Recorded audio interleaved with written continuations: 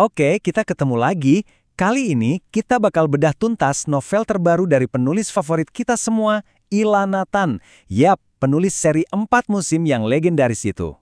Bayangin deh, novel When the Sky is Blooming ini premisnya tuh unik banget. Rasanya kayak nonton K-drama episode pertama yang langsung bikin ketagihan. Intinya tuh soal pernikahan yang didaftarin sama orang tua mereka 10 tahun lalu. Tiba-tiba di masa sekarang, pernikahan itu jadi sah dan mengikat secara hukum. Waduh. Oke, kita bahas lebih dalam ya setting ceritanya. Semua kekacauan ini ternyata dipicu oleh sesuatu yang sangat kekinian, gosip di internet. Jadi begini alurnya.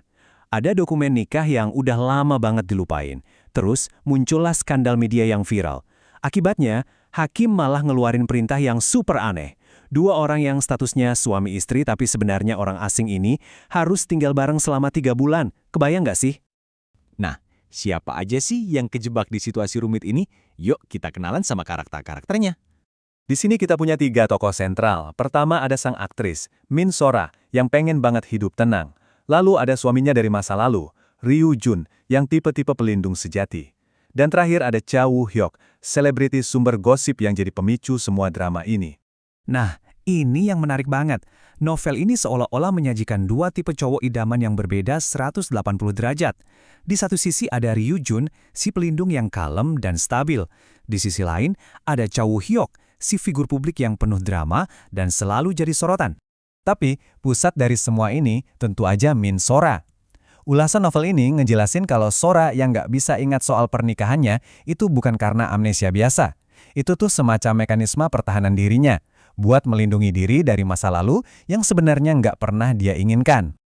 Tapi, tunggu dulu. Cerita ini bukan cuma soal cinta segitiga loh. Ada konflik budaya yang jauh lebih dalam yang dieksplorasi di sini. Dan slide ini nunjukin tema utamanya dengan sangat jelas. Benturan antara era dulu, yang isinya perjodohan dan kewajiban keluarga, dengan era baru, di mana kebebasan individu dan tekanan media jadi rajanya. Jadi, poin paling pentingnya itu ada di konsep takdir yuridis. Ini adalah gagasan di mana selembar kertas, kayak akta nikah, ternyata punya kekuatan hukum yang bisa ngatur hidup kamu, nggak peduli kamu setuju atau nggak. Ngeri juga ya? Dalam novel ini, media itu bukan cuma latar cerita, media itu udah jadi salah satu karakter utama.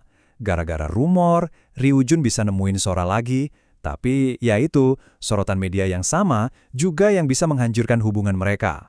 So, dengan semua kerumitan ini, novelnya berhasil atau enggak?